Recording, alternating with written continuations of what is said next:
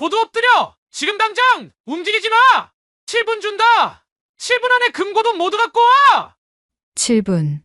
그 시간 안에 돈을 훔치고 인지를 제압하고 떠나야만 했습니다. 총구는 흔들림 없었고 그의 목소리는 섬뜩할 만큼 차가웠죠. 목숨이 이태로운 일촉즉발의 그 순간 한 중년 여성이 용기 내어 일어났습니다. 너 뭐야?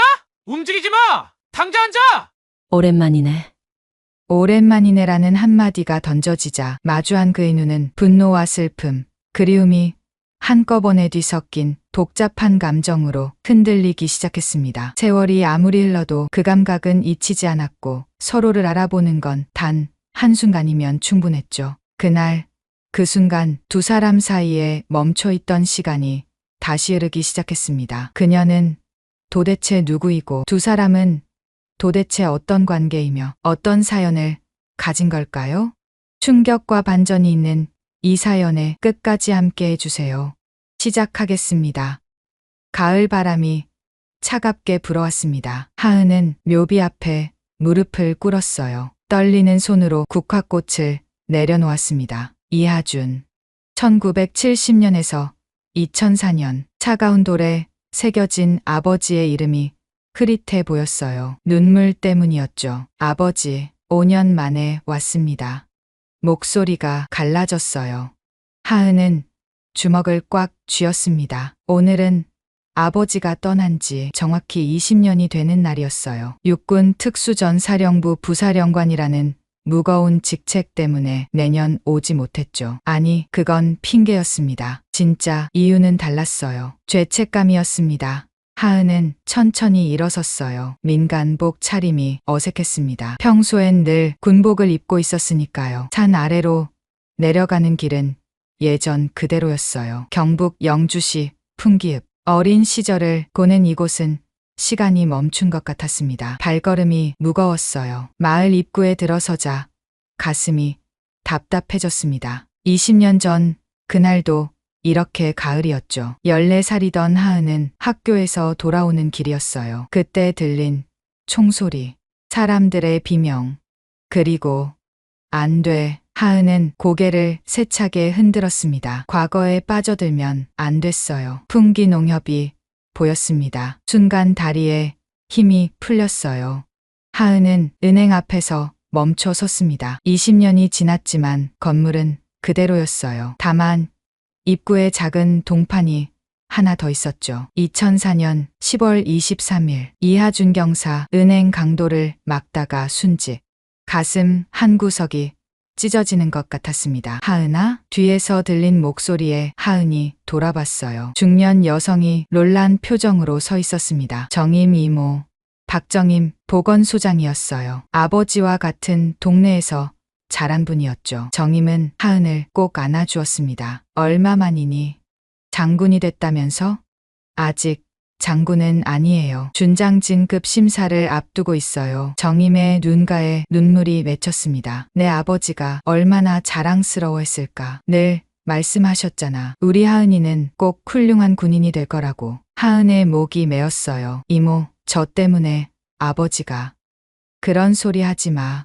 내 아버지는 영웅이야. 내 잘못이 아니라고 몇 번을 말해야 하니? 하지만 하은은 알고 있었습니다. 그날 은행에 있던 사람 중 유일하게 어린이였던 자신을, 강도가 자신을 인질로 잡으려 했을 때 아버지가 뛰어들었다는 것을. 이모, 저 은행에 잠깐 들를게요. 고향에 온 김에 동생 학비 보내려고요. 그래, 잘 다녀와. 은행 문을 밀고 들어가자 특유의 서늘한 공기가 느껴졌어요. 하은은 번호표를 뽑고 의자에 앉았습니다. 똑같았어요. 창구 위치도, 의자 배열도, 심지어 바닥에 대리석 무늬까지. 순간 20년 전 그날이 겹쳐 보였습니다. 쾅! 모두 엎드려 귓가에 울리는 환청. 하은은 눈을 꽉 감았어요. 심장이 미친 듯이 뛰었습니다. 아빠, 어린 자신의 비명소리가 들렸어요. 복면을 쓴 강도가 자신의 팔을 잡아 끌 때 아버지가 달려들었죠. 경찰이었던 아버지는 비번이었지만 주저하지 않았어요. 우리 딸은 건드리지 마. 그게 아버지의 마지막 말이었습니다. 307번 고객님? 하은은 화들짝 놀라 눈을 떴어요. 창구 직원이 부르고 있었습니다. 떨리는 다리로 일어섰어요. 이마에 식은땀이 흘렀죠. 동생 이름으로 송금 좀 하려고요. 네, 신분증 보여주세요. 하은은 지갑을 꺼냈습니다. 그때 지갑 속 사진이 보였어요. 특수부대 707 시절 부하들과 찍은 사진이었죠. 모두들 밝게 웃고 있었습니다. 나는 아버지와 다른 길을 걸었어. 하은은 스스로에게 말했어요. 아버지처럼 맨몸으로 뛰어들지 않았죠. 대신 가장 강한 전사가 되기로 했습니다. 적을 제압할 수 있는 힘을 갖추기로 했어요. 그래서 특수부대에 자원했고 그곳에서 최고가 되었습니다. 송금 완료됐습니다. 감사합니다. 하은은 은행을 나왔어요. 가을 햇살이 따뜻했지만 마음은 여전히 차가웠습니다. 핸드폰이 울렸어요.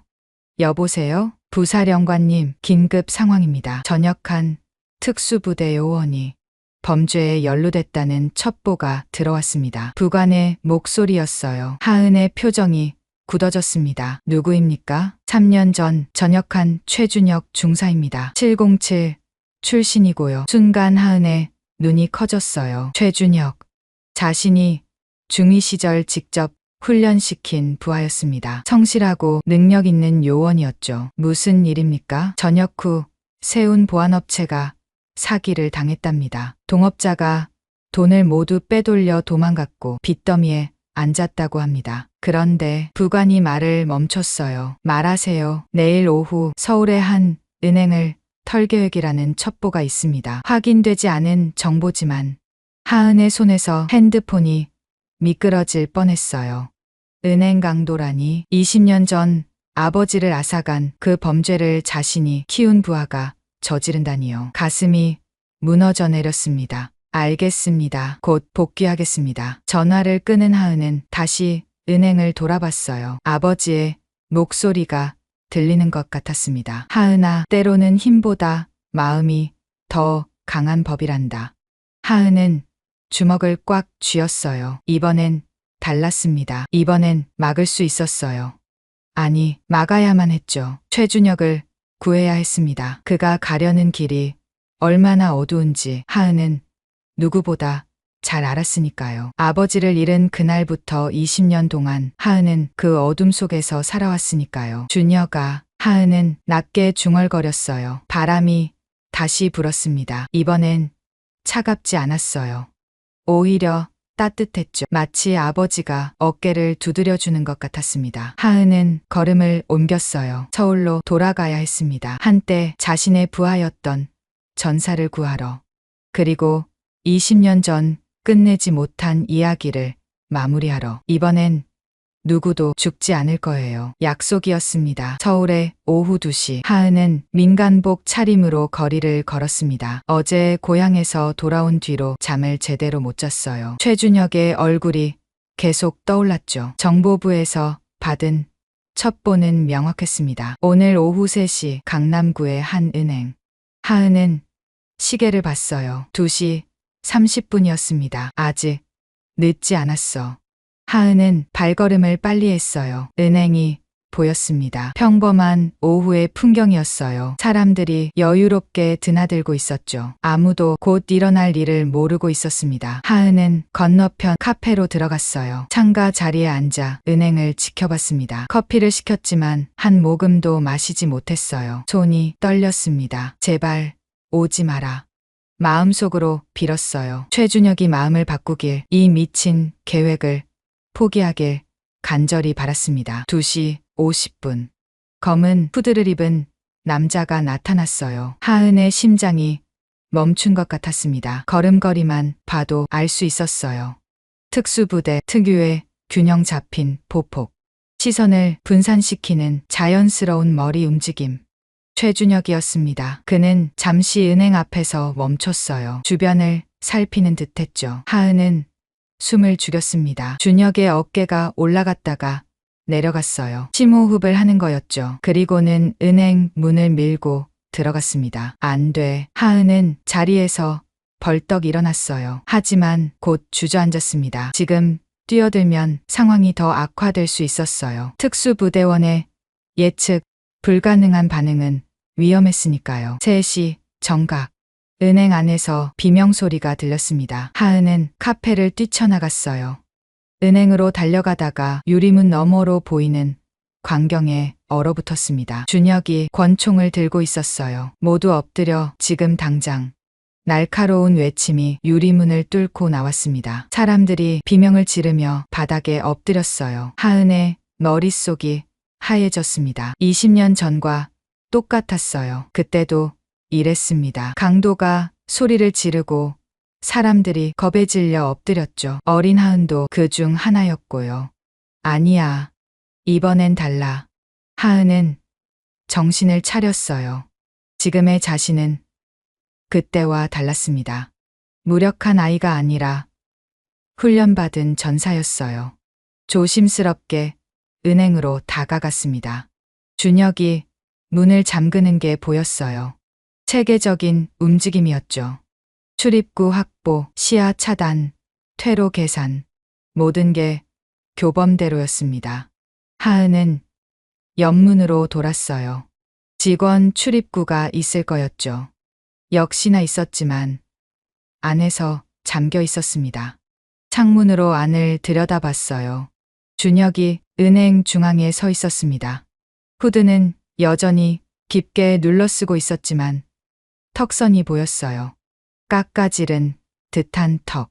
한때 하은이 최고의 전사라고 칭찬했던 그 부하가 맞았습니다. 7분이다. 7분 안에 금고의 돈을 모두 가져와. 준혁의 목소리가 들렸어요. 떨림이 없었습니다. 차갑고 정확했죠. 하은은 입술을 깨물었어요. 7분. 특수부대의 기본 작전 시간이었습니다. 경찰이 도착하기 전에 임무를 완수하는 최적의 시간이었죠. 준혁은 그걸 정확히 알고 있었어요. 어떻게 해야 하지? 하은의 머릿속이 빠르게 돌아갔습니다. 정면 돌파는 위험했어요.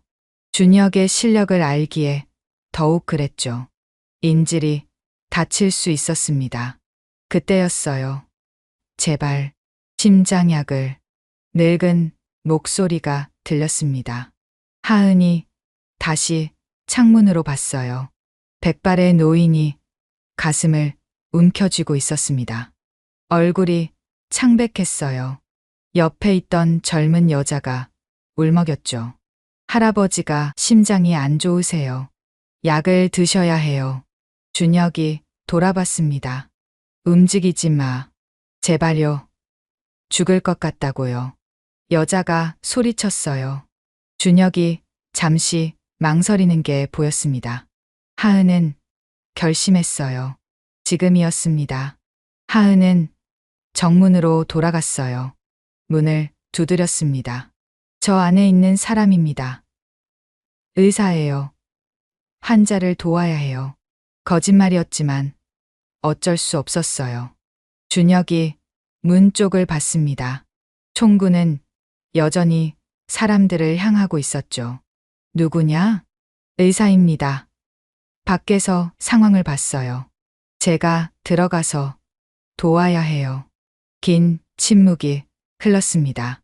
하은의 손바닥에 땀이 배었어요. 준혁이 자신을 알아볼까봐 걱정됐습니다. 3년이 지났지만 특수부대원의 기억력은 뛰어났으니까요. 문이 조금 열렸어요. 천천히 들어와. 손은 머리 위로. 하은은 지시대로 했습니다. 고개를 숙이고 천천히 들어갔어요. 은행 안은 공포로 가득했습니다. 사람들이 바닥에 엎드려 몸을 떨고 있었어요. 어린아이의 울음소리도 들렸죠. 하은의 가슴이 조여왔습니다. 20년 전 자신도 저랬어요. 바닥에 엎드려 무서워 떨었죠. 그때 아버지가 없었다면 빨리 움직여. 준혁의 고함에 하은이 정신을 차렸어요. 노인에게 다가갔습니다. 괜찮으세요? 노인은 대답 대신 헐떡였어요. 하은은 맥박을 확인했습니다. 빠르지만 위험한 수준은 아니었어요. 공포로 인한 발작인 것 같았죠. 심호흡하세요. 천천히. 하은은 노인을 진정시켰어요. 그러면서 슬쩍 준혁을 봤습니다. 가까이서 본 준혁은 많이 변해 있었어요. 한때 날카롭던 눈빛이 지금은 절망으로 가득했습니다. 광대뼈가 튀어나올 정도로 야위었고 손에는 미세한 떨림이 있었어요. 뭐가 너를 이렇게 만들었니? 하은의 마음이 아팠습니다. 그때 준혁과 눈이 마주쳤어요. 시간이 멈춘 것 같았습니다. 준혁의 눈이 조금씩 커졌어요. 알아본 거였죠. 3년의 시간도 민간복도 속일 수 없었습니다. 당신. 준혁의 목소리가 갈라졌어요. 707인가? 단도직입적인 질문이었습니다. 하은은 천천히 일어섰어요. 더 이상 숨길 필요가 없었죠. 오랜만이네. 준혁. 준혁의 총을 든 손이 흔들렸어요. 중대장님. 그 한마디에 모든 게 담겨 있었습니다. 존경과 배신감, 그리움과 분노가 뒤섞인 복잡한 감정이었죠. 이러지 마. 아직 늦지 않았어. 하은은 한 걸음 다가갔어요. 준혁이 총을 들어 올렸습니다. 가까이 오지 마세요. 너는 이런 사람이 아니잖아. 날 아세요? 절 아신다고요? 준혁이 비웃었어요. 3년이에요. 3년 동안 연락 한 번 없었잖아요. 제가 어떻게 살았는지, 뭘 겪었는지 아세요? 하은은 대답할 수 없었습니다. 맞는 말이었어요. 전역하는 부하들에게 관심을 가져야 했는데 바쁘다는 핑계로 외면했죠. 미안하다. 미안하다고요? 준혁의 목소리가 높아졌어요. 그 말로 끝이에요? 전 모든 걸 잃었어요. 전우라고 믿었던 놈들에게 배신당하고 돈도 명예도 다 잃었다고요. 눈물이 준혁의 뺨을 타고 흘렀습니다. 하은의 가슴이 찢어지는 것 같았어요. 그때 멀리서 사이렌 소리가 들렸습니다. 준혁의 얼굴이 굳어졌어요. 시간이 없었죠. 그가 다시 은행원들을 향해 소리쳤습니다. 빨리 돈을 가져와. 준혁아, 제발. 닥쳐요. 준혁이 절규했어요. 중대장님은 모르잖아요. 배고픔이 뭔지, 절망이 뭔지, 가족들 얼굴을 못 보는 게 뭔지 모르잖아요. 하은은 그 말에 얼어붙었습니다. 가족. 20년 전 아버지를 잃은 그날부터 하은도 가족의 의미를 잃어버렸어요. 어머니는 충격으로 건강을 잃었고 동생들은 뿔뿔이 흩어졌죠. 나도 알아. 하은은 낮게 말했어요. 나도 다 잃어봤어. 가장 소중한 사람을 이런 곳에서 이런 식으로. 준혁이 멈칫했습니다. 바로 그때였어요. 유리문 밖에 경찰차들이 멈춰 섰습니다. 시간이 다 됐어요. 경찰 사이렌이 점점 가까워졌습니다. 준혁의 얼굴에 땀이 흘렀어요. 그는 창밖을 힐끗 봤다가 다시 하은을 노려봤습니다. 총을 든 손이 미세하게 떨렸죠. 물러서요, 중대장님. 목소리가 갈라졌어요. 하은은 그 목소리에서 깊은 절망을 느꼈습니다. 한때 가장 용감했던 전사가 이렇게 무너져 있었어요. 바로 그때였습니다. 노인이 다시 신음했어요. 얼굴이 더욱 창백해졌습니다. 옆에 있던 손녀로 보이는 여자가 울부짖었죠. 할아버지, 할아버지. 준혁이 혼란스러워했어요. 총구가 흔들렸습니다. 노인과 하은 그리고 경찰차들을 번갈아 봤죠. 하은은 기회를 놓치지 않았어요. 준혁, 이 사람을 도와야 해. 죄 없는 사람이야. 닥쳐요. 준혁이 소리쳤지만 예전의 날카로움은 없었습니다. 하은은 천천히 노인에게 다가갔어요. 준혁이 막지 않았습니다. 아니, 못했죠. 그의 눈에서 혼란이 읽혔어요. 할아버지, 약 어디 있어요? 하은이 부드럽게 물었습니다. 노인이 떨리는 손으로 주머니를 가리켰어요. 하은은 약을 꺼내 노인의 입에 넣어줬죠. 그 순간 하은과 준혁의 시선이 다시 마주쳤습니다. 가까이서 본 준혁의 눈은 붉게 충혈되어 있었어요. 며칠은 잠을 못 잔 것 같았습니다. 수염도 덥수룩했고 뺨은 홀쭉했죠. 많이 힘들었구나. 하은이 낮게 말했어요. 준혁의 눈가가 떨렸습니다. 아무것도 모르면서 알아. 전우에게 배신당하는 게 얼마나 아픈지. 하은은 일어서며 말을 이었어요. 신뢰했던 사람에게 등을 맞는 게 얼마나 깊은 상처인지 나도 알아. 준혁이 비웃었습니다. 중대장님이 뭘 안다고요?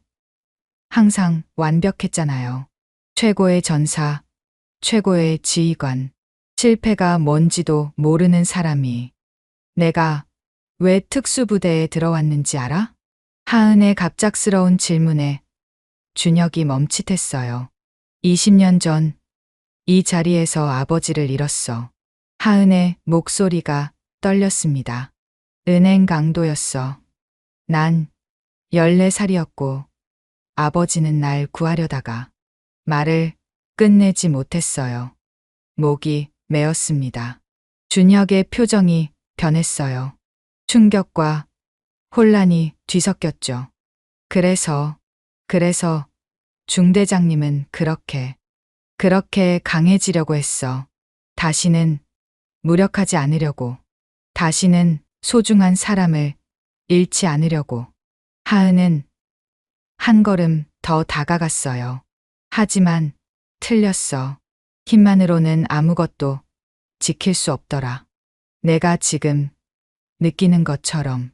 준혁의 총이 내려갔습니다. 조금씩, 천천히. 전 모든 걸 잃었어요. 준혁의 목소리는 이제 속삭임에 가까웠어요. 같이 전역한 김상사랑 회사를 차렸는데 그 놈이 다 가져갔어요. 계약금, 투자금, 모든 걸. 아내는 떠났고 딸은 얼굴도 못 봤어요. 눈물이 준혁의 뺨을 타고 흘렀습니다. 하은의 가슴이 미어졌어요. 바로 그때 준혁이 뭔가를 알아차린 듯 눈을 크게 떴습니다. 당신 정말 707이에요? 날카로운 질문이었어요. 하은은 고개를 끄덕였습니다. 이기수 선배? 아니. 그럼 사기수? 아니면 오기수? 준혁이 다급하게 물었어요. 뭔가 중요한 걸 확인하려는 듯했죠. 하은은 잠시 망설였습니다. 그리고 조용히 말했어요. 참기수야. 너와 같은. 순간 준혁의 얼굴이 하얗게 질렸어요. 말도 안 돼. 그럼 당신이 이하은 중위. 그 이름을 듣자 준혁의 무릎이 풀렸습니다. 총이 손에서 미끄러져 바닥에 떨어졌어요. 중대장님. 이번엔 다른 의미의 중대장님이었습니다. 단순한 계급이 아니라 진짜 자신의 상관이었던 사람. 자신을 직접 훈련시키고 이끌었던 그 사람이었어요. 미안하다. 준혁아. 하은이 무릎을 꿇고 떨어진 총을 주었어요. 준혁은 아무 저항도 하지 않았습니다. 제가 이런 모습을 보이다니. 준혁이 흐느꼈어요. 중대장님께 가르침을 받은 제가 이런 쓰레기가 되다니. 넌 쓰레기가 아니야. 하은이 단호하게 말했어요. 상처받은 전사일 뿐이야. 그리고 전사는 다시 일어설 수 있어. 밖에서 확성기 소리가 들렸습니다. 아내 인질범, 무기를 버리고 나오십시오. 시간이 없었어요. 하은은 준혁의 어깨를 잡았습니다. 들어. 지금 내가 선택할 수 있는 건 두 가지야. 여기서 끝내거나 다시 시작하거나. 준혁이 고개를 들었어요. 눈에는 여전히 눈물이 고여 있었지만 뭔가 다른 빛이 있었습니다. 희망이었을까요? 하지만 전 이미 너무 많은 잘못을.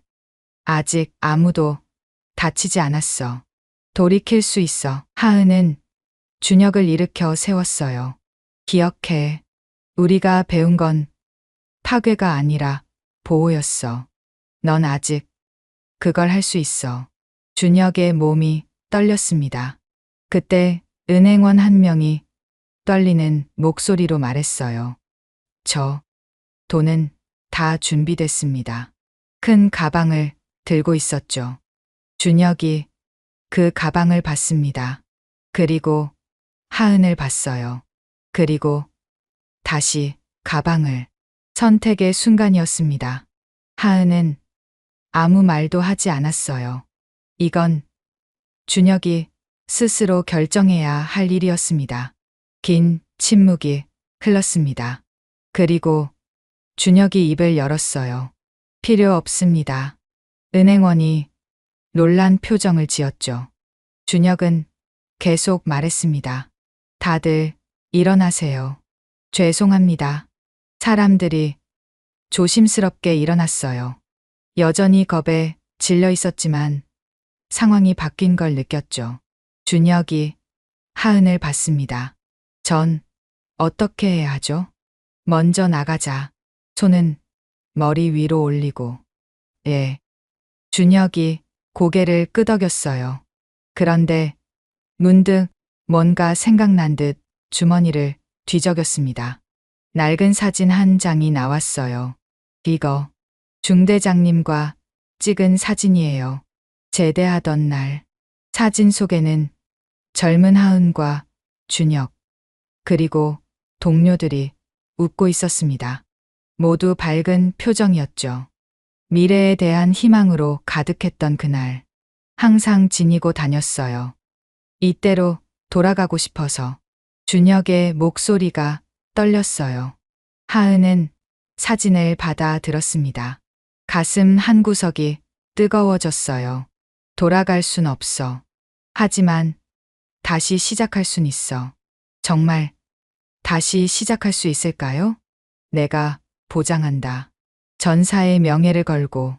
준혁의 눈에서 뭔가 단단한 결의가 보였습니다. 두 사람은 함께 은행 문을 향해 걸었어요. 밖에는 경찰들이 총을 겨누고 있었죠. 하지만 하은은 두렵지 않았습니다. 옆에 있는 준혁도 마찬가지였어요. 그들은 전사였으니까요. 상처받았지만 부러지지 않은 전사. 은행 문이 천천히 열렸습니다. 바깥의 찬 공기가 얼굴을 때렸어요. 수십 명의 경찰이 총을 겨누고 있었습니다. 빨간 레이저 조준점이 준혁의 가슴과 머리를 향했죠. 무기 버려. 손 머리 위로. 확성기에서 날카로운 명령이 터져 나왔어요. 준혁의 몸이 굳어졌습니다. 본능적으로 뒤로 물러서려 했어요. 특수부대 출신의 반사적인 행동이었죠. 하은이 준혁의 팔을 잡았습니다. 괜찮아. 내가 있잖아. 부드럽지만 단호한 목소리였어요.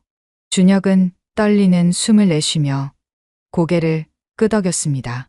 두 사람이 함께 밖으로 나왔어요. 저는 육군 특수전사령부 이하은 부사령관입니다. 하은이 크게 외쳤어요. 이 사람은 제 부하였습니다. 지금 자수하는 중입니다. 경찰들이 웅성거렸습니다. 현장 지휘관이 무전기로 뭔가 확인하는 게 보였어요. 정지. 거기서 한 형사가 다가왔습니다. 하은은 천천히 신분증을 꺼냈어요. 형사가 확인하는 동안 준혁은 고개를 숙인 채 서 있었습니다. 진짜 부사령관님이시군요. 하지만 이 사람은 제가 책임집니다. 하은이 말을 잘랐어요. 이 사람은 국가를 위해 싸운 전사입니다. 잠시 길을 잃었을 뿐이에요. 형사는 난감한 표정을 지었습니다.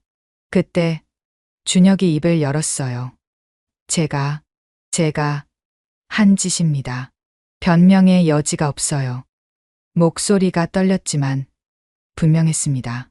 체포해 주세요. 죗값을 받겠습니다. 준혁이 스스로 두 손을 앞으로 내밀었어요. 형사가 수갑을 꺼내려는 순간 하은이 막았습니다. 잠깐만요. 마지막으로 할 말이 있을 겁니다. 형사가 잠시 망설이다가 고개를 끄덕였어요. 준혁이 하은을 봤습니다. 눈에 눈물이 고였어요. 중대장님, 죄송합니다. 아니야, 내가 미안해. 하은의 목소리도 떨렸습니다. 너희들을 그냥 내보내선 안 됐어. 민간에서 어떻게 살아야 할지, 누가 도와줄지 알려줬어야 했는데. 준혁이 고개를 저었어요. 제 선택이었어요. 제가 약했던 거죠. 아니야, 넌 약하지 않아. 하은이 준혁의 어깨를 잡았습니다. 김 상사 얘기 좀 더 들려줘. 정말 모든 걸 가져갔어? 준혁의 얼굴이 일그러졌어요. 분노와 배신감이 다시 올라오는 게 보였습니다. 3년 동안 모은 돈이었어요. 아내가 새벽에 식당 일까지 하면서 모은 돈. 목소리가 갈라졌어요. 2억이었습니다. 보안업체 설립 자금으로 쓰려고 했는데 김 상사가 투자를 받아왔다면서 계약서에 사인만 하면 된다고 했어요. 준혁의 주먹이 떨렸습니다. 알고 보니 제 이름으로 대출을 받은 거였어요. 회사 도장까지 위조해서 돈을 다 빼돌리고 잠적했죠. 경찰에 신고했지만 찾을 수 없대요. 하은의 가슴이 답답해졌어요. 함께 생사를 넘나든 전우에게 이런 배신을 당하다니 얼마나 절망적이었을까요. 아내는 못 견디고 떠났어요. 딸을 데리고 양육비도 못 주는 아빠는 필요 없다면서 준혁이 주머니를 뒤적였어요. 또 다른 사진이 나왔습니다. 어린 여자아이의 사진이었어요. 수진이에요. 올해 5살. 얼굴도 제대로 못 봤어요. 눈물이 준혁의 뺨을 타고 흘렀습니다. 딸 앞에서라도 떳떳한 아빠가 되고 싶었는데 이제 전과자 아빠가 되는 거네요. 순간 하은의 안에서 뭔가가 끊어지는 느낌이었어요. 20년 전 아버지를 잃고 무너진 가정, 어머니의 눈물, 뿔뿔이 흩어진 동생들, 그 아픔을 준혁의 딸도 겪게 되는 건가요? 안 돼. 하은이 단호하게 말했어요. 내 딸은 그런 아픔을 겪으면 안 돼. 형사에게 돌아섰습니다. 이 사람의 변호를 제가 맡겠습니다. 최고의 변호사를 선임할 거예요. 부사령관님. 준혁이 놀라서 하은을 봤어요. 그리고 김 상사도 찾겠습니다. 군 정보망을 총동원해서라도. 하은의 눈이 날카롭게 빛났어요. 감히 내 부하를 건드렸으니까. 형사가 한숨을 쉬었습니다. 일단 연행은 해야 합니다. 절차가 있으니까요. 알겠습니다. 하은이 고개를 끄덕였어요. 그리고 준혁을 봤습니다. 준혁아, 기억해. 넌 혼자가 아니야. 중대장님, 누나라고 불러. 이제 군인이 아니니까. 준혁의 입술이 떨렸어요. 유나, 그 한마디에 많은 감정이 담겨 있었습니다. 고마움, 미안함, 그리고 희망. 수갑이 준혁의 손목에 채워졌어요. 차가운 쇠의 감촉에 준혁이 움찔했습니다. 하지만 이번엔 도망치지 않았어요. 당당하게 받아들였죠. 한 가지만 더 말해도 될까요? 준혁이 형사에게 물었어요. 형사가 고개를 끄덕이자 준혁은 은행 쪽을 돌아봤습니다. 죄송합니다. 크게 외쳤어요. 제가 한 일로 무서워하셨을 모든 분들께 사과드립니다. 깊이 허리를 숙였습니다. 그때 놀라운 일이 일어났어요. 은행에서 나온 사람들이 하나둘 박수를 치기 시작했습니다. 처음엔 한두 명이었지만 곧 여러 명이 함께 했죠. 괜찮아요. 힘내세요. 따뜻한 목소리들이 들렸어요. 준혁이 놀라서 고개를 들었습니다. 눈물로 흐릿한 시야에 사람들의 얼굴이 보였어요. 두려움 대신 연민이 있었습니다. 분노 대신 용서가 있었어요. 고맙습니다. 정말 고맙습니다. 준혁이 또다시 고개를 숙였어요. 하은은 그 모습을 보며 확신했습니다. 준혁은 다시 일어설 거예요. 넘어졌지만 끝나지 않았죠. 경찰차에 타기 전 준혁이 마지막으로 하은을 봤습니다. 누나, 한 가지 약속해 주세요. 뭐든지. 제가 나오면 다시 받아주세요. 누나 밑에서 다시 배우고 싶어요. 이번엔 제대로. 하은이 미소 지었어요. 따뜻한 미소였습니다. 기다리고 있을게. 우리 부대는 언제나 전우에게 열려 있으니까. 경찰차가 출발했어요. 준혁은 뒷좌석에서 계속 하은을 바라봤습니다. 작아지는 하은의 모습을 눈에 담았죠. 하은도 차가 사라질 때까지 그 자리에 서 있었어요. 핸드폰이 울렸습니다. 네, 부사령관입니다. 상황 보고 받았습니다. 큰일 없이 해결됐다니 다행입니다. 사령관의 목소리였어요. 죄송합니다. 제 부하가. 아닙니다. 잘하셨어요. 그런데 김 상사건 정말 조사하실 겁니까? 하은의 눈이 차갑게 빛났어요. 반드시 찾을 겁니다. 알겠습니다. 정보부에 협조 요청하죠. 전화를 끄는 하은은 주먹을 꽉 쥐었어요. 준혁뿐만이 아니었습니다. 얼마나 많은 전역 군인들이 이런 어려움을 겪고 있을까요? 하은은 결심했어요. 이번 일을 계기로 전역 군인들을 위한 체계적인 지원 시스템을 만들기로. 다시는 준혁 같은 전사가 나오지 않도록 하늘을 올려다봤습니다. 구름 사이로 햇빛이 비치고 있었어요. 아버지, 오늘 한 명을 구했습니다. 낮게 중얼거렸어요. 이번엔 총이 아니라 마음으로. 따뜻한 바람이 불었습니다.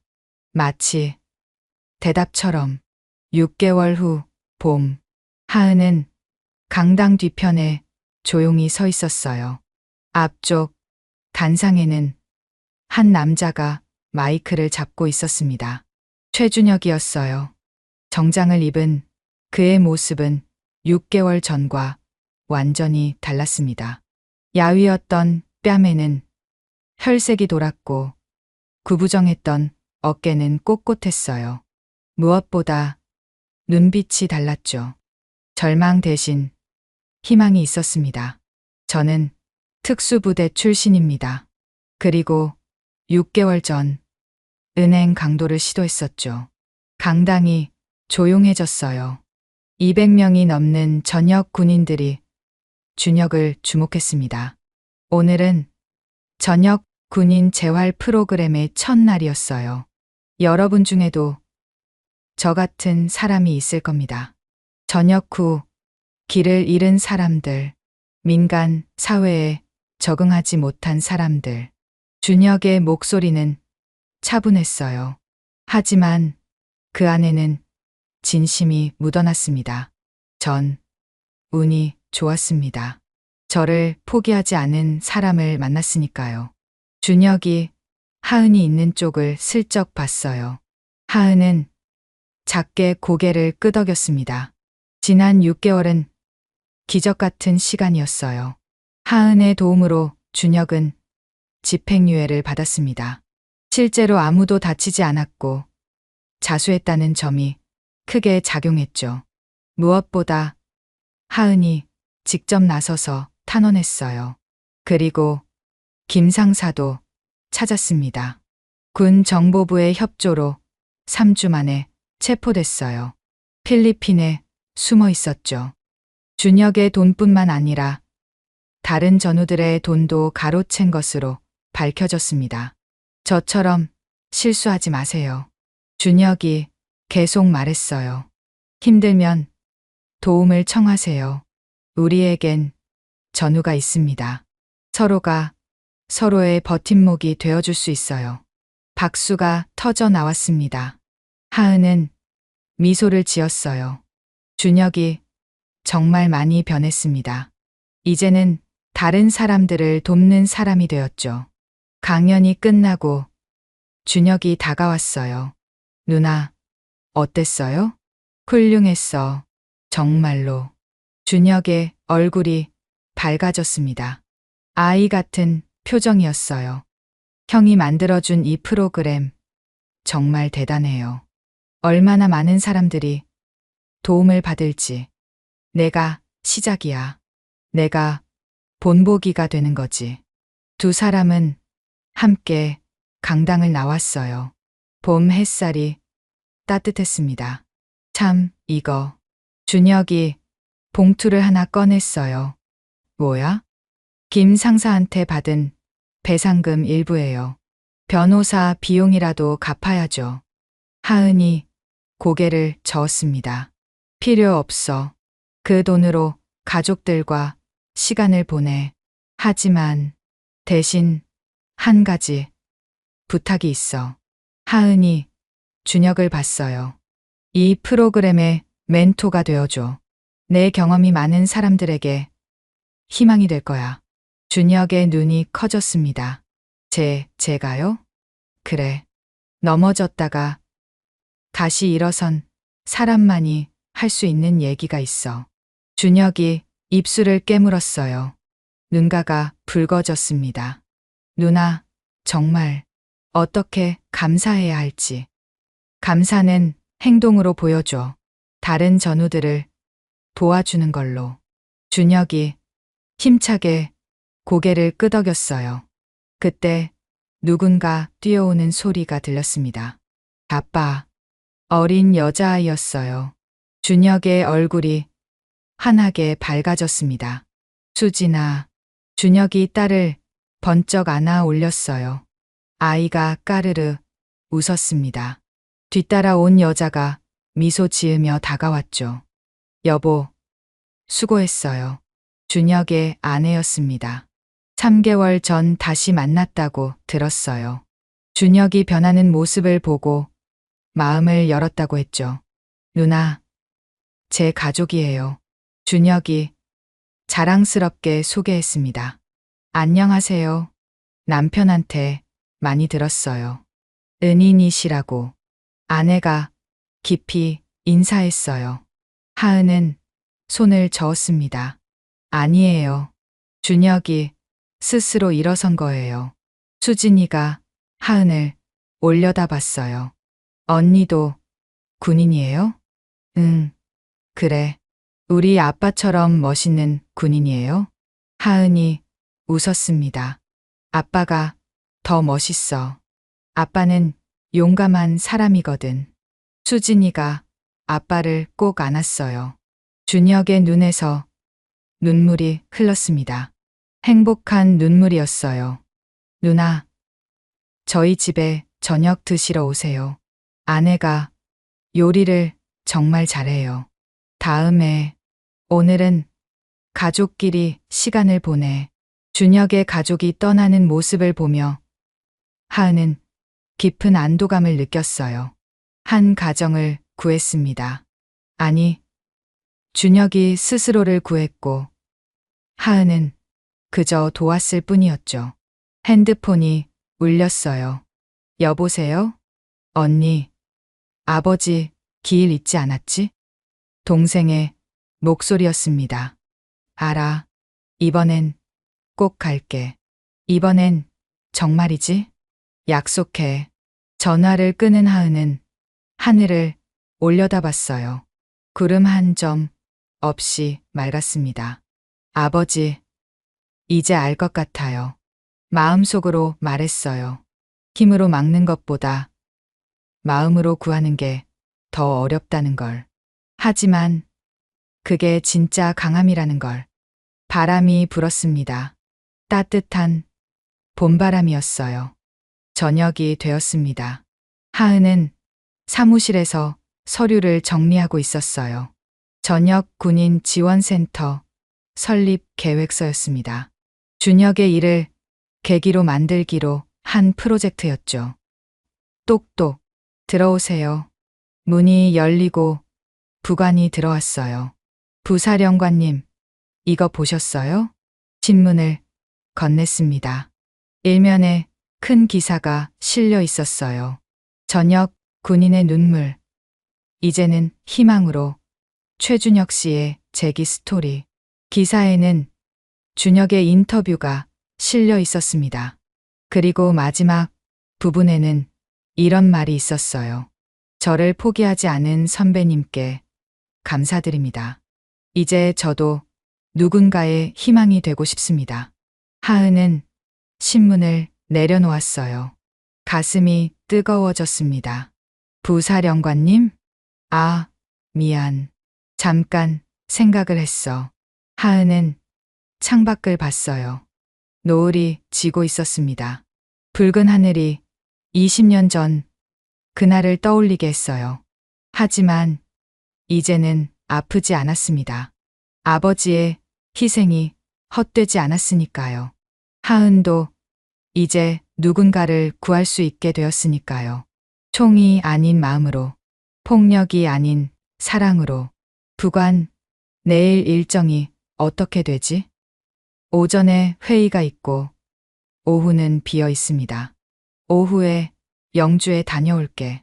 아버지, 산소에. 네, 알겠습니다. 부관이 나간 후 하은은 서랍에서 사진을 꺼냈어요. 아버지와 찍은 마지막 사진이었습니다. 14살의 하은이 아버지 옆에서 환하게 웃고 있었어요. 아버지, 드디어 약속을 지켰어요. 사진 속 아버지도 웃고 있는 것 같았습니다. 자랑스러워하는 것 같았어요. 밤이 깊어갔습니다. 하지만 하은의 마음은 그 어느 때보다 밝았어요. 내일은 더 많은 전우들을 도울 수 있을 테니까요. 재밌으셨나요? 한 사람의 인생을 책임지고 변화될 수 있도록 도움을 주는 건 의미 깊은 행동이라는 것을 느끼게 됩니다. 우리도 누군가의 하은이 되고 때로는 도움을 받는 준혁이 된다면 세상이 조금 더 아름다울 듯합니다. 이 사연이 즐겁고 감동이 되셨다면 구독과 좋아요 부탁드립니다. 다음에 더 좋은 사연으로 찾아뵙겠습니다. 감사합니다. 아침 안개가 자욱하게 깔린 치악산 자락. 민수는 떨리는 손으로 휴대전화를 받았어요. 새벽 5시 반.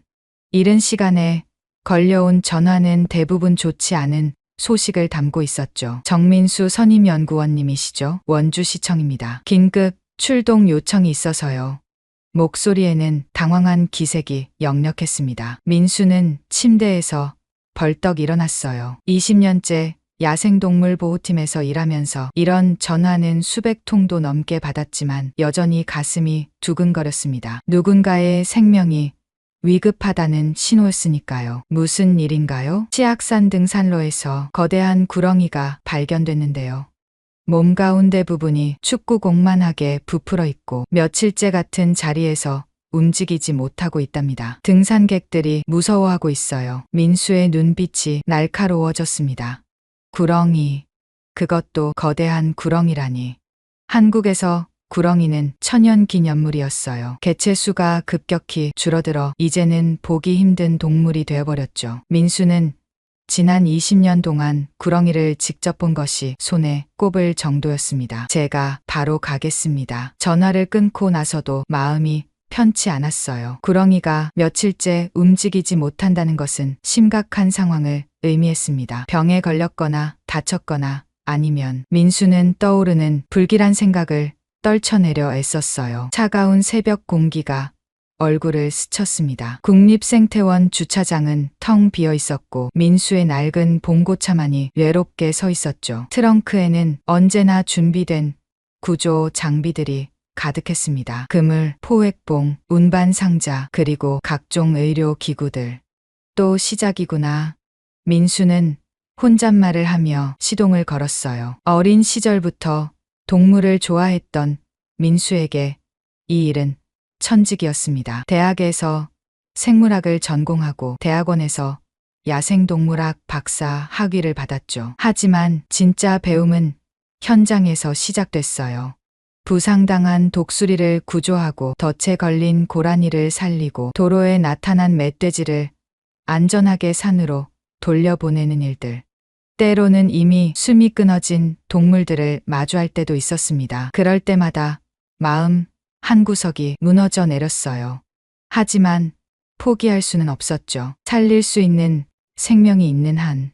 치악산으로 가는 길은 구불구불했습니다. 아침 해가 서서히 산등성이를 물들이기 시작했어요. 평화로운 풍경과는 달리 민수의 마음은 점점 더 불안해졌습니다. 현장에 가자 이미 몇 명의 사람들이 모여 있었어요. 여기에요, 여기. 중년의 남자가 손을 흔들며 민수를 불렀습니다. 원주시청 직원이었죠. 민수는 장비를 챙기며 빠르게 다가갔어요. 사람들이 가리키는 곳을 보는 순간 숨이 턱 막혔습니다. 정말 거대했어요.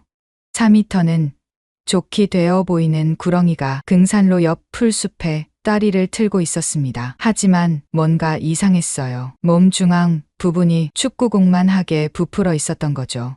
맙소사. 민수의 입에서 저절로 탄식이 흘러나왔습니다. 20년 경력 중 이런 모습은 처음이었어요. 구렁이가 큰 먹이를 삼켰을 때도 이 정도로 부풀지는 않았습니다. 게다가 며칠째 소화를 시키지 못하고 있다니. 민수는 조심스럽게 다가갔어요. 구렁이는 민수를 힐끗 쳐다봤지만 도망가려 하지 않았습니다. 아니, 도망갈 수 없는 상태였어요. 불쌍한 것. 민수의 마음이 아팠습니다. 열화상 카메라를 꺼내 구렁이의 몸을 스캔했어요. 화면에 나타난 영상을 보고 민수는 눈을 의심했습니다. 부풀어 오른 부분의 온도 분포가 정상적이지 않았어요. 일반적인 소화 과정이라면 균일한 온도를 보여야 하는데 이상하게 차가운 부분과 뜨거운 부분이 뒤섞여 있었죠. 이게 뭐지? 민수는 휴대용 전자파 측정기를 꺼냈습니다. 야생동물 주변에서 전자파를 측정하는 것은 이상한 일이었지만 뭔가 직감이 들었어요. 삐삐삐. 측정기에서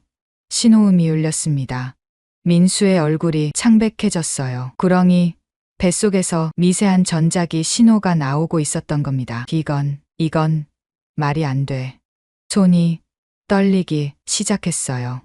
순간 등골이 서늘해졌습니다. 민수는 급히 휴대전화를 꺼내 동료에게 전화를 걸었어요. 서연아, 나야. 지금 당장 초음파 장비 가지고 치악산으로 와줄 수 있어? 민수 오빠, 무슨 일이에요? 목소리가 왜 그래요? 최서연은 민수와 10년째 함께 일하는 수의사였습니다. 민수보다 나이는 어렸지만 실력은 누구보다 뛰어났죠.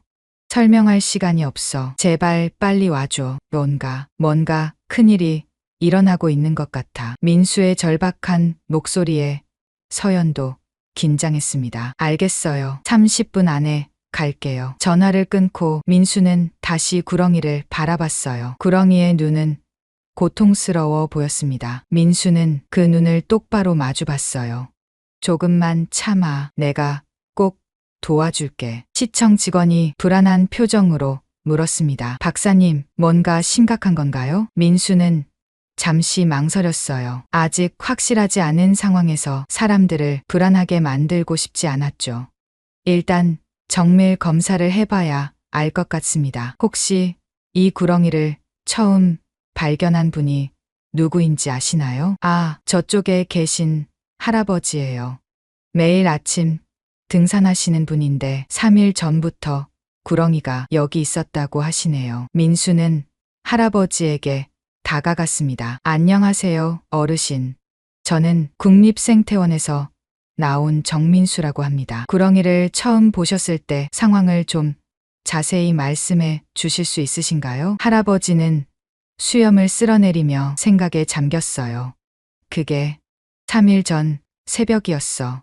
여느 때처럼 산책하고 있었는데 갑자기 이상한 소리가 들렸지. 뭔가 꿀꺽꿀꺽 삼키는 소리 같기도 하고. 민수의 눈빛이 예리해졌습니다. 그때 구렁이가 뭔가를 삼키고 있었나요? 그건 잘 모르겠어. 너무 어두워서 제대로 보지는 못했거든. 하지만 분명 뭔가를 하고 있었어. 그리고 그때부터 저 자리에서 움직이지 않고 있지. 민수는 고개를 끄덕였어요. 3일, 구렁이가 먹이를 소화시키는 데는 보통 일주일 정도 걸리지만 이 상태로 3일을 버틴 것도 지적이었습니다. 30분 후 서연이 도착했어요. 그녀는 초음파 장비를 들고 헐레벌떡 뛰어왔습니다. 오빠, 이게 그 구렁이에요? 정말 크네요. 서연아, 빨리 초음파 검사를 해봐. 뱃속에 뭐가 있는 것 같아. 서연은 능숙하게 장비를 설치하고 검사를 시작했어요. 화면을 보던 그녀의 얼굴이 점점 굳어졌습니다. 오빠, 이거 뭐야? 뭐가 보여? 서연은 떨리는 손가락으로 화면을 가리켰어요. 2개의 생체 신호가 잡혀요. 하나는 구렁이 것이고 또 하나는, 그리고 여기 보세요. 금속성 물체의 윤곽이 보여요. 민수의 심장이 쿵쾅거렸습니다. 최악의 상상이 현실이 되고 있었어요. 금속성 물체라니. 그게 뭔지 알 수 있어? 정확하지는 않지만 어떤 용기나 캡슐 같은 형태예요. 그리고 그 안에서 또 다른 생명체의 신호가. 두 사람은 서로를 바라봤어요. 믿기 힘든 상황이었지만 증거는 명백했습니다. 구렁이 뱃속에 정체불명의 캡슐이 있고 그 안에는 살아있는 무언가가 들어있었던 것입니다. 민수의 머릿속이 복잡해졌어요. 누가, 왜, 어떻게 이런 일을 벌였을까? 그리고 캡슐 안의 생명체는 대체 무엇일까? 서연아, 이 구렁이를 생태원으로 옮겨야겠어. 수술이 필요할 것 같아. 네, 저도 그렇게 생각해요. 하지만 오빠, 이건 정말 이상해요. 구렁이가 이런 걸 삼킬 리가 없잖아요. 민수도 같은 생각이었습니다. 구렁이는 살아있는 먹이만 먹어요. 금속 캡슐 같은 걸 삼킬 이유가 없죠. 누군가 일부러. 그 순간 민수의 등줄기를 차가운 전율이 훑고 지나갔습니다. 이건 단순한 사고가 아니었어요. 누군가의 의도적인 계획이 숨어있는 사건이었죠. 그리고 민수는 아직 모르고 있었습니다. 이것이 더 크고 무서운 진실의 시작일 뿐이라는 것을요. 국립생태원 부속 동물병원으로 향하는 구급차 안. 민수는 구렁이 옆에 앉아 있었어요. 특수 제작된 운반 상자 속에서 구렁이는 가쁜 숨을 쉬고 있었죠. 민수의 손은 여전히 떨리고 있었습니다. 서연이 운전대를 잡고 있었어요. 그녀의 얼굴에도 긴장감이 가득했죠. 오빠, 정말 믿기지 않아요. 구렁이 뱃속에 금속 캡슐이라니. 민수는 고개를 끄덕였습니다. 20년 동안 야생동물을 다뤄왔지만 이런 일은 상상조차 못했어요. 병원에 도착하자마자 의료진이 대기하고 있었습니다. 모두가 긴장한 표정이었죠. 이런 특이한 케이스는 그들에게도 처음이었으니까요. CT실로 바로 옮기세요. 민수가 외쳤어요. 시간이 생명이었습니다. CT 촬영실에서 민수와 서연은 숨을 죽이고 모니터를 지켜봤어요. 화면에 나타나는 영상들이 하나둘씩 쌓여갔습니다. 그때였어요. 이럴 수가. 서연의 입에서 탄식이 터져 나왔습니다. 화면에는 믿을 수 없는 광경이 펼쳐져 있었어요. 구렁이 뱃속에는 정교하게 만들어진 타원형 캡슐이 있었고 그 안에는 개예요. 중형견이 들어있어요. 민수의 심장이 멎는 듯했습니다. 캡슐 안의 개는 웅크린 자세로 잠들어 있는 것처럼 보였어요. 하지만 생체 신호는 분명히 살아있음을 보여주고 있었죠. 이건 생명유지 장치예요. 봐요. 여기 산소 공급 장치도 있고 온도 조절 시스템도. 서연이 떨리는 손가락으로 화면을 가리켰습니다. 그 순간 문이 벌컥 열렸어요. 정민수, 무슨 일이야? 들어온 사람은 한석진 박사였습니다. 국내 최고의 파충류 전문가였죠. 민수가 급히 연락했던 것입니다. 한 박사님, 이거 보세요. 한 박사는 CT 영상을 보더니 안경을 벗어 닦았어요. 그리고 다시 썼습니다. 믿기지 않는다는 표정이었죠. 이건 생물학적으로 불가능해. 구렁이가 이런 크기의 무생물체를 삼킬 리가 없어. 한 박사의 목소리가 떨렸어요. 게다가 이 캡슐의 지름이. 구렁이가 입을 최대한 벌려도 삼킬 수 없는 크기야. 민수의 등골이 오싹해졌습니다. 그렇다면 어떻게? 수술을 해야 합니다. 지금 당장요. 민수의 단호한 목소리에 모두가 고개를 끄덕였어요. 수술실이 급히 준비됐습니다. 민수와 서연, 그리고 한 박사가 수술에 참여했죠. 마취된 구렁이가 수술대 위에 누워 있었어요. 시작합니다.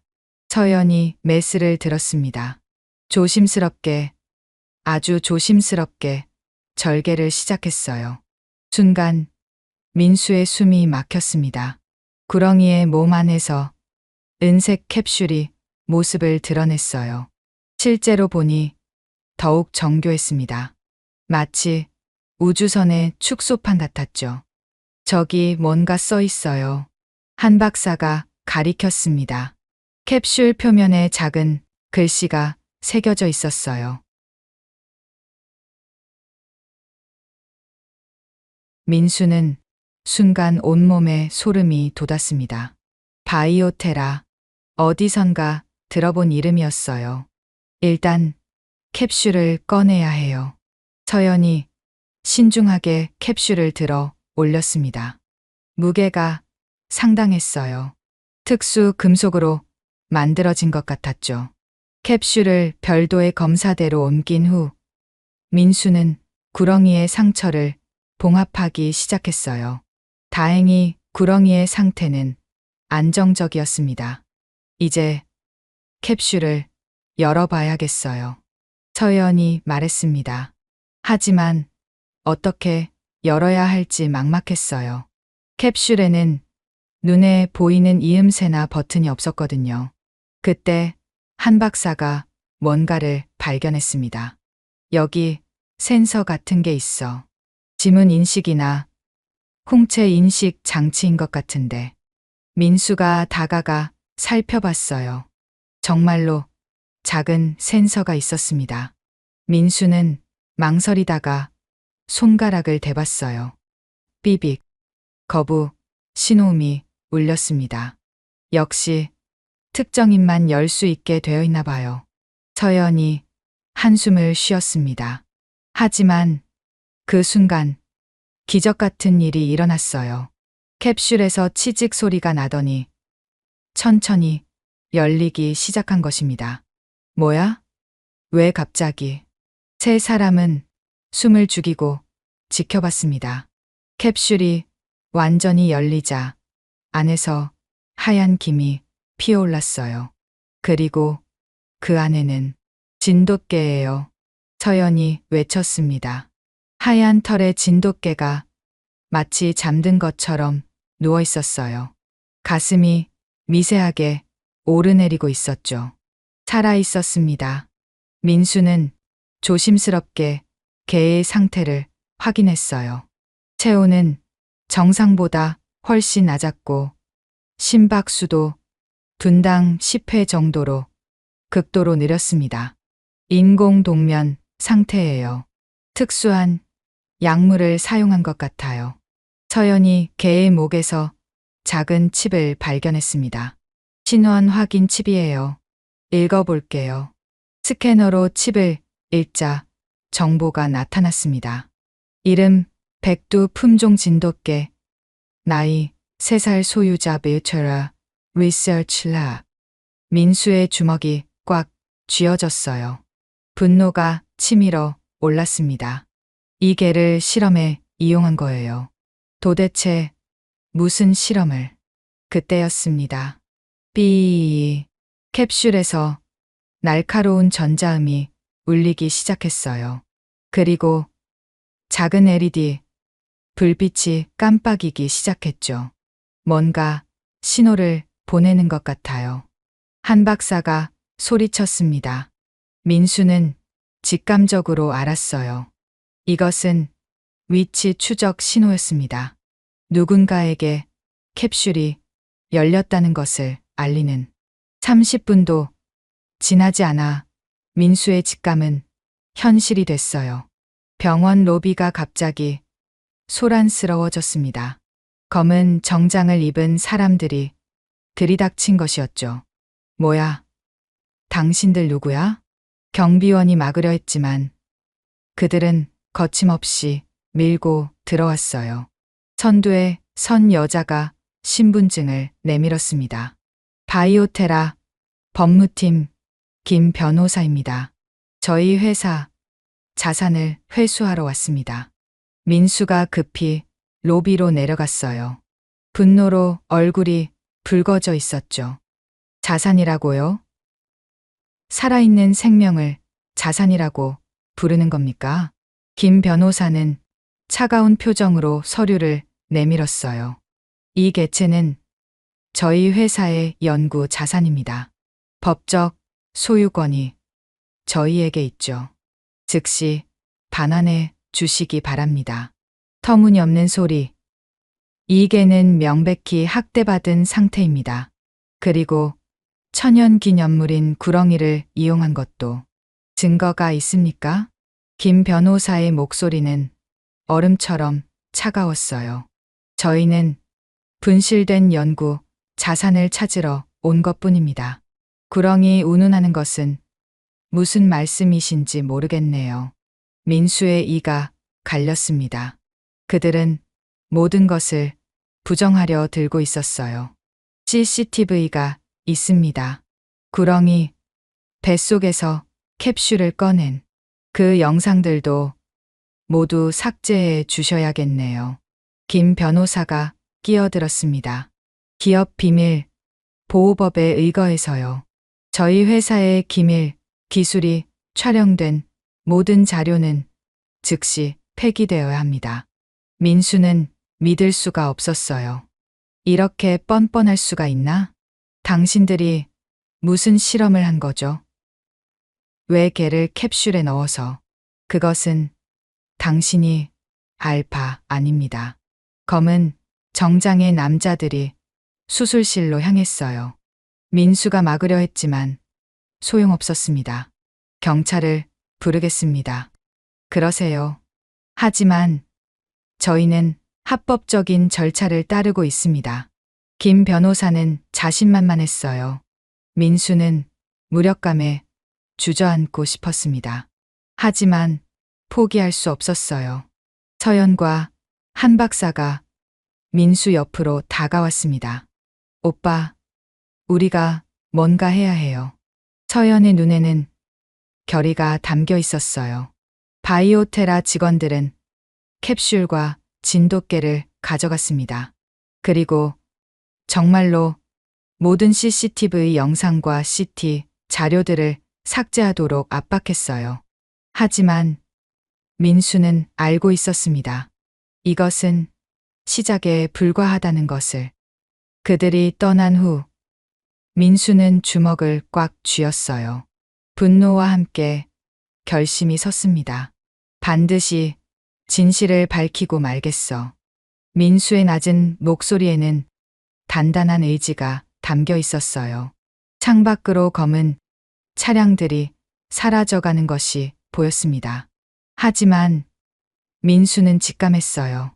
이 사건은 여기서 끝나지 않을 것이라고. 그리고 그 직감은 정확했습니다. 다음 날 아침, 민수는 치악산으로 다시 향했어요.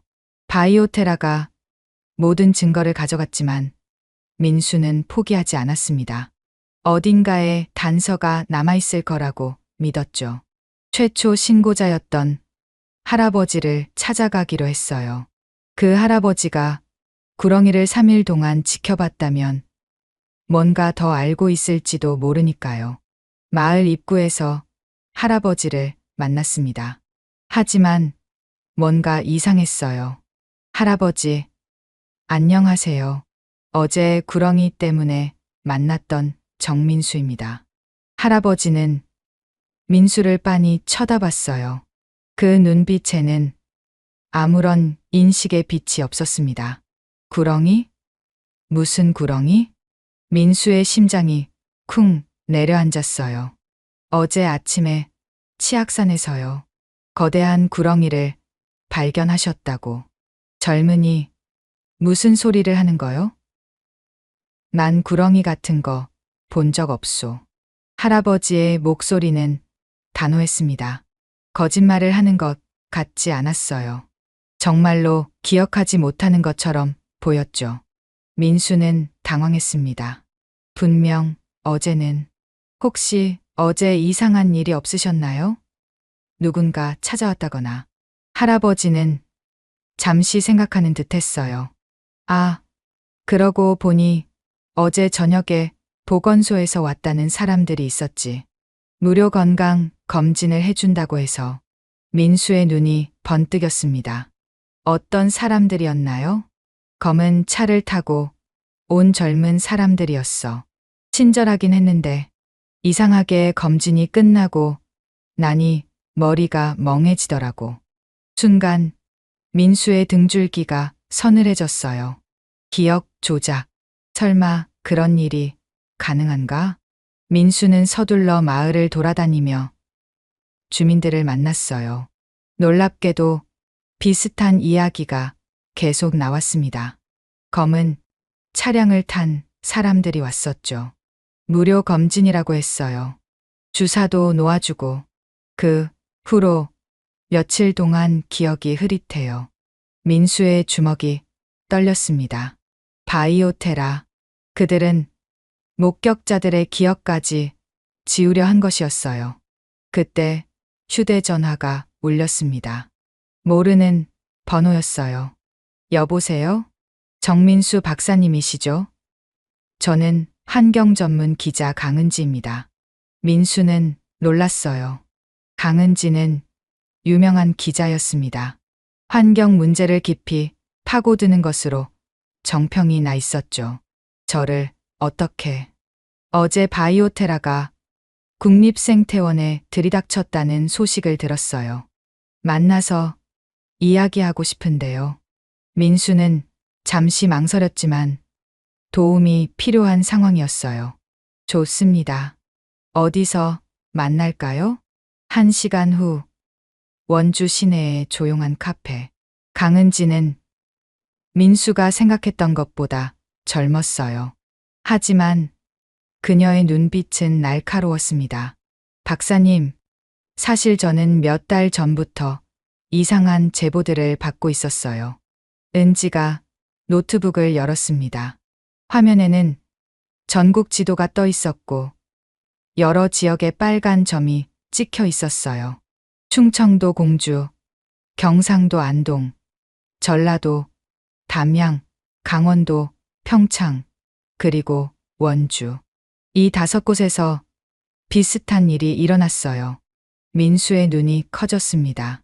비슷한 일이라면 대형 야생동물이 정체불명의 물체를 삼킨 채 발견되고 곧이어 바이오테라 직원들이 나타나 모든 것을 가져갔죠. 민수의 심장이 빠르게 뛰기 시작했어요. 이건 조직적인 범죄였습니다. 은지가 계속 말했어요. 제가 조사한 바로는 바이오테라는 겉으로는 글로벌 제약회사지만 최근 이상한 특허들을 대거 출원하고 있어요. 화면에 특허 목록이 떴습니다. 생체 동면, 유도 약물, 극한 환경 생명, 보존 캡슐, 선택적 기억 차단 기술. 민수는 숨이 막혔어요. 모든 조각이 맞춰지고 있었습니다. 그들이 야생동물을 이용해서 실험을 하고 있는 거군요. 네. 하지만 증거가 없어요.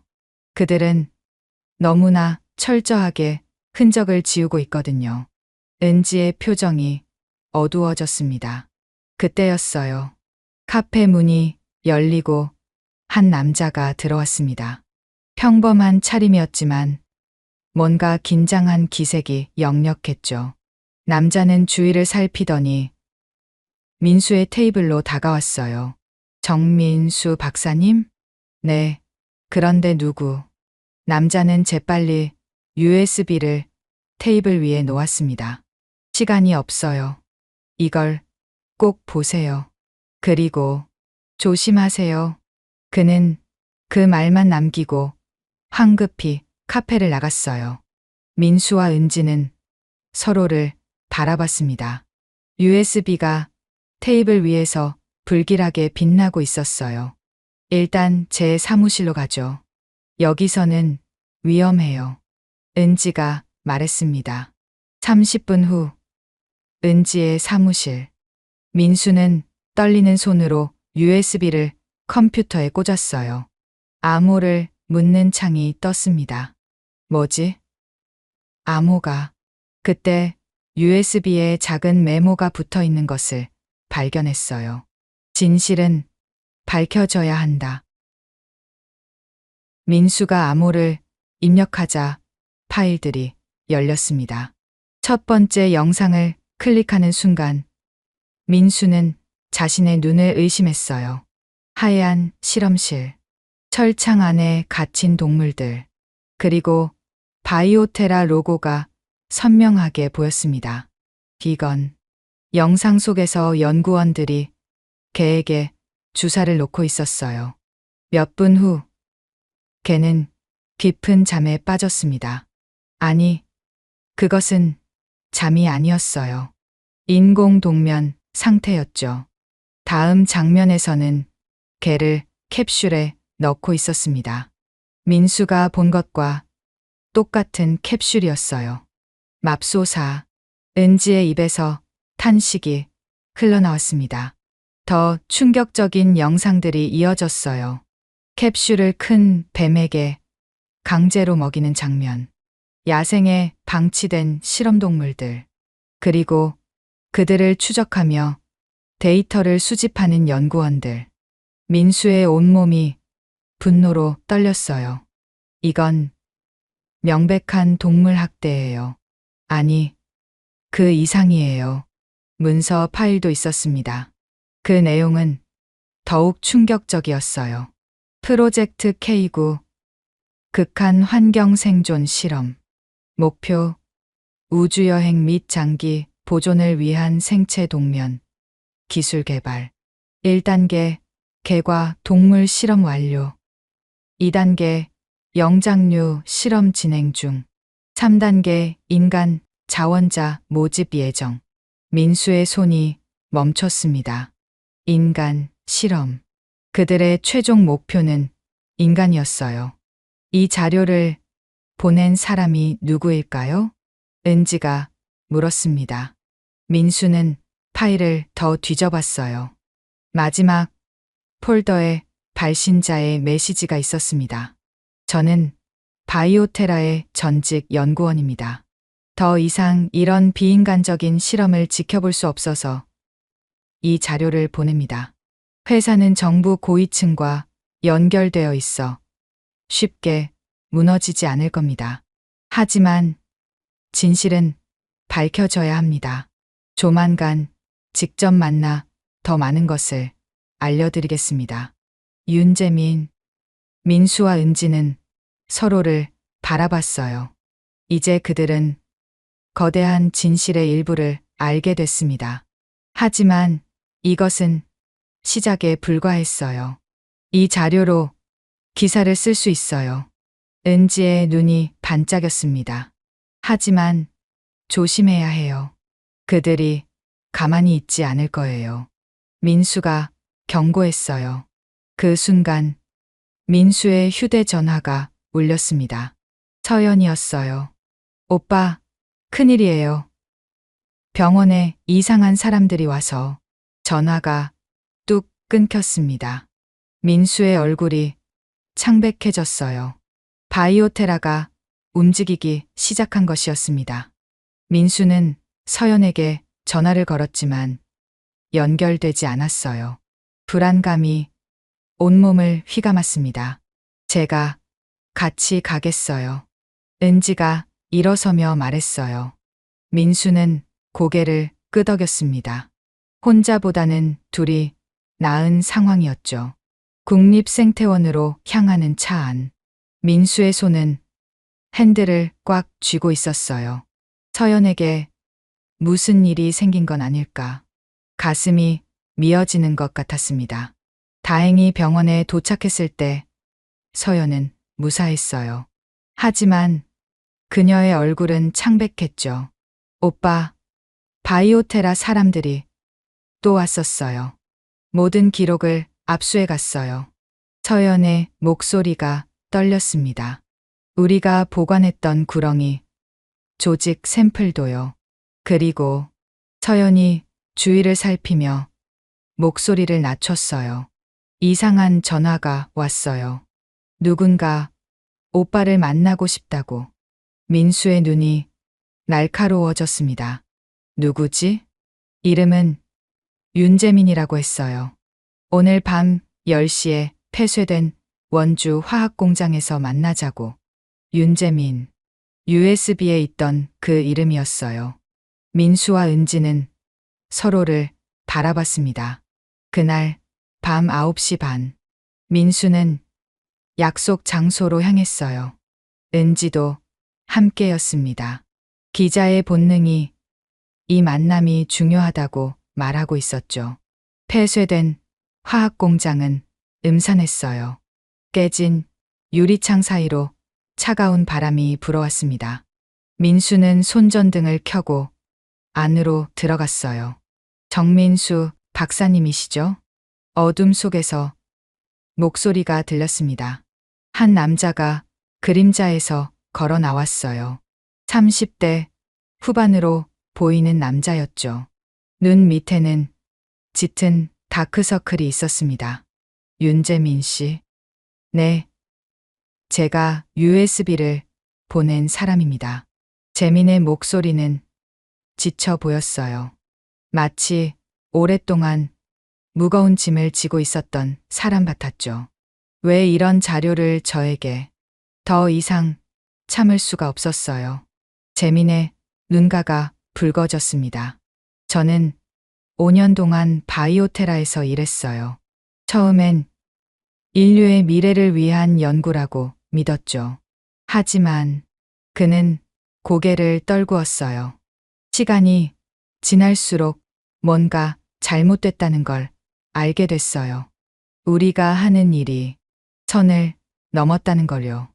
민수는 조심스럽게 물었습니다. 구체적으로 어떤 실험을 하신 건가요? 재민은 깊은 숨을 쉬었어요. 그리고 천천히 입을 열었습니다. 바이오테라의 최종 목표는 인간의 생체 보존 기술이에요. 우주여행, 불치병 환자의 미래 치료. 겉으로는 그럴듯한 명분이었죠. 그의 목소리가 떨렸어요. 하지만 방법이 문제였어요. 그들은 동물을 단순한 실험 도구로만 봤어요. 수백 마리의 개들이 실험 과정에서 죽었습니다. 민수의 주먹이 떨렸어요. 분노가 치밀어 올랐습니다. 구렁이 사건도 의도적이었던 건가요? 재민이 고개를 끄덕였어요. 예. 극한 환경 테스트였어요. 대형 포식자의 소화기관 내부라는 극한 환경에서 캡슐이 얼마나 버틸 수 있는지, 그리고 안의 생명체가 무사할 수 있는지. 순간 민수의 속이 뒤집혔습니다. 그들은 생명을 가지고 장난을 친 것이었어요. 목격자들의 기억이 사라진 것도 선택적 기억 차단 약물이에요. 재민이 주머니에서 작은 병을 꺼냈습니다. 이걸 주사하면 특정 시간대의 기억만 지울 수 있어요. 부작용도 거의 없고 완벽한 은폐 수단이죠. 은지가 숨을 들이켰어요. 그런 기술이 정말 가능한가요? 바이오테라는 겉으로 드러난 것보다 훨씬 거대한 조직이에요. 정부의 비밀 프로젝트와도 연결되어 있고 막대한 자금력을 가지고 있죠. 재민의 표정이 어두워졌습니다. 그리고 더 무서운 건 이제 2단계로 넘어가려 하고 있어요. 2단계요? 영장류 실험입니다. 침팬지와 오랑우탄을 이용한 실험이 이미 시작됐어요. 그리고 재민이 잠시 말을 멈췄어요. 그의 손이 미세하게 떨리고 있었습니다. 3단계는 인간이에요. 이미 자원자를 모집하고 있습니다. 물론 그들은 진짜 실험 내용을 모르죠. 민수의 심장이 얼어붙는 것 같았어요. 그걸 막아야 해요. 그래서 제가 이렇게 나선 겁니다. 재민이 가방에서 두꺼운 파일을 꺼냈어요. 여기 모든 증거가 있어요. 실험 데이터, 피해 동물들의 리스트, 관련자들의 이름, 그리고 앞으로의 계획까지. 민수가 파일을 받아들었어요. 묵직한 무게가 느껴졌습니다. 이것은 단순한 서류가 아니었어요. 수많은 생명의 고통이 담긴 증거였죠. 하지만 조심하세요. 재민의 목소리가 낮아졌어요. 바이오테라는 위험한 조직이에요. 그들은 자신들의 비밀을 지키기 위해서라면 뭐든 할 수 있어요. 그 순간 밖에서 차 소리가 들렸습니다. 재민의 얼굴이 창백해졌어요. 안 돼. 벌써 찾아낸 건가? 뭐가요? 제가 미행당하고 있었나 봐요. 빨리 나가세요. 뒷문으로. 재민이 다른 방향을 가리켰어요. 민수와 은지는 망설였습니다. 윤재민 씨는요? 저는 괜찮아요. 어차피 각오하고 나온 거예요. 빨리 가세요. 그 자료가 더 중요해요. 발소리가 가까워지고 있었어요. 민수는 재민의 손을 꽉 잡았습니다. 꼭 무사하세요. 이 진실을 세상에 알릴게요. 재민이 희미하게 웃었어요. 그것만으로도 충분해요. 제가 했던 일들에 대한 속죄가 될 거예요. 민수와 은지는 뒷문으로 빠져나갔습니다. 차를 타고 급히 그곳을 떠났어요. 백미러로 보니 검은 차량 여러 대가 공장으로 들어가고 있었습니다. 민수의 가슴이 아팠어요. 재민은 무사할까? 하지만 지금은 그가 목숨을 걸고 전달한 자료를 지켜야 했습니다. 은지가 말했어요. 이제 어떻게 할 건가요? 민수는 단호하게 대답했습니다. 싸워야죠. 그들이 더 이상 이런 짓을 못하도록. 차는 어둠 속을 달렸어요. 민수의 무릎 위에는 진실이 담긴 파일이 놓여 있었습니다. 무겁고도 뜨거운 진실이었죠. 그들은 아직 몰랐어요. 이 파일이 얼마나 큰 파장을 일으킬지, 그리고 바이오테라가 얼마나 필사적으로 이것을 되찾으려 할지. 하지만 민수는 두렵지 않았어요. 아니, 두려워할 수 없었습니다. 고통받는 생명들을 위해서, 그리고 진실을 위해서. 전투는 이제 시작이었습니다.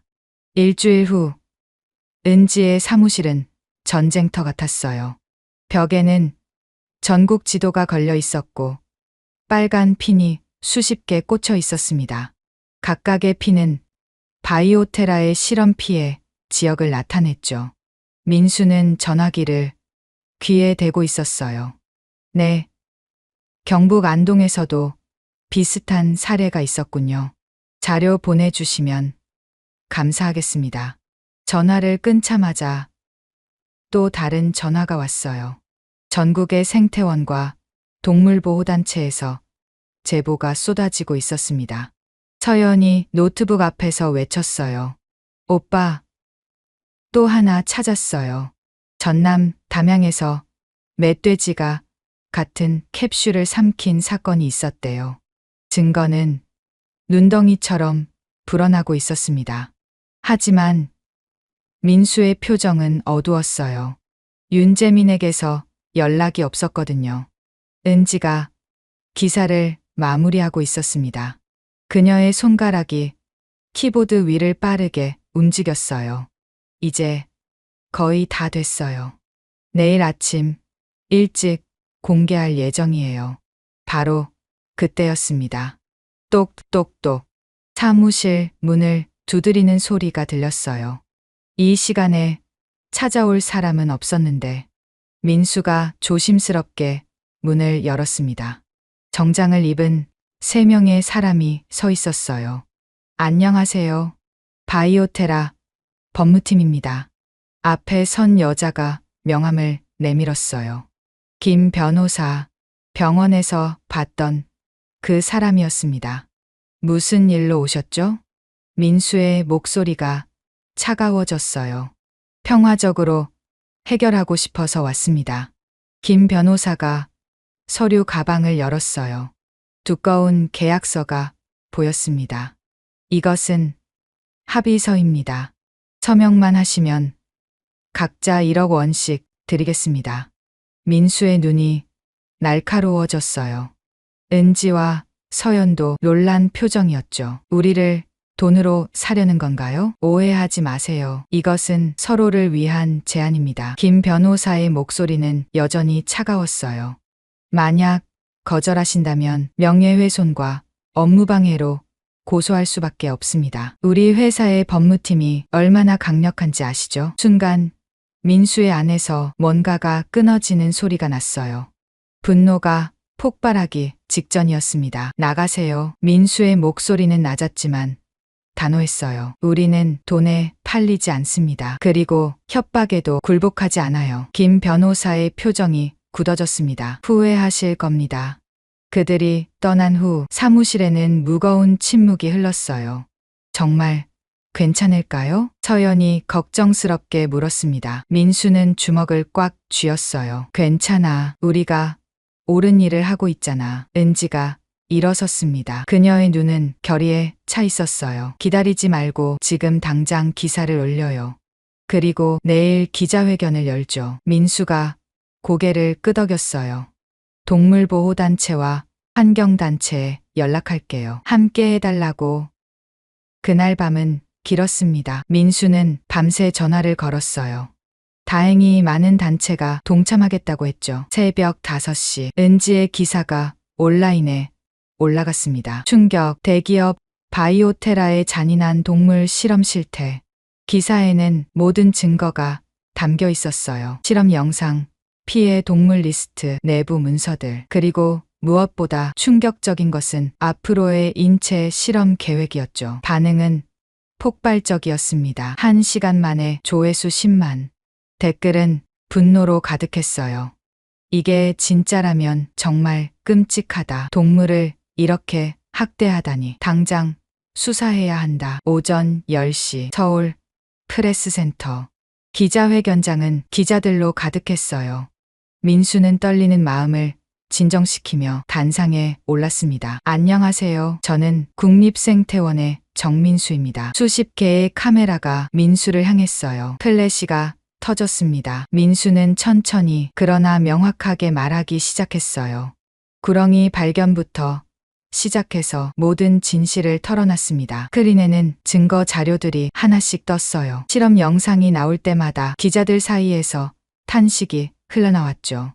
이것은 단순한 동물 학대가 아닙니다. 생명을 실험 도구로만 보는 비윤리적 기업의 만행입니다. 민수의 목소리에는 힘이 있었어요. 그때였습니다. 회견장 문이 열리고 한 남자가 들어왔어요. 모자를 깊게 눌러쓰고 있었지만 민수는 알아봤습니다. 윤재민이었어요. 그는 천천히 단상으로 올라왔습니다. 얼굴에는 멍 자국이 있었지만 눈빛은 살아있었어요. 저는 바이오테라의 전직 연구원 윤재민입니다. 회견장이 술렁였어요. 재민은 마이크를 잡고 증언을 시작했습니다. 저는 5년 동안 이 프로젝트에 참여했습니다. 그리고 이제 모든 진실을 말하려고 합니다. 재민의 증언은 충격적이었어요. 실험의 구체적인 방법, 희생된 동물의 수, 은폐 공작, 모든 것이 낱낱이 드러났습니다. 저도 공범입니다. 하지만 더 이상은 침묵할 수 없었습니다. 재민의 눈에서 눈물이 흘렀어요. 기자회견이 끝난 후 파장은 걷잡을 수 없이 커졌습니다. 시민들이 거리로 나왔어요. 바이오테라 본사 앞에는 시위대가 모였죠. 생명은 실험 도구가 아니다. 동물 학대 기업 바이오테라 규탄한다. 정부도 움직이기 시작했습니다. 그날 오후 검찰이 바이오테라 본사를 압수수색했어요. 일주일 후 텔레비전 뉴스에서 속보가 나왔습니다. 바이오테라 한국 지사장과 연구소장이 동물보호법 위반 혐의로 구속됐습니다. 검찰은 추가 수사를 통해 민수는 생태원 사무실에서 뉴스를 보고 있었어요. 서연과 은지도 함께였죠. 우리가 해냈어요. 서연이 환호했습니다. 하지만 민수의 표정은 담담했어요. 이것은 끝이 아니라 시작이었으니까요. 한 달 후 민수는 국회 회의실에 있었어요. 야생동물 보호법 개정을 위한 공청회였죠. 동물 실험에 대한 규제를 대폭 강화해야 합니다. 민수의 제안은 많은 지지를 받았어요. 6개월 후 강원도 산속 새로 만들어진 야생동물 보호구역.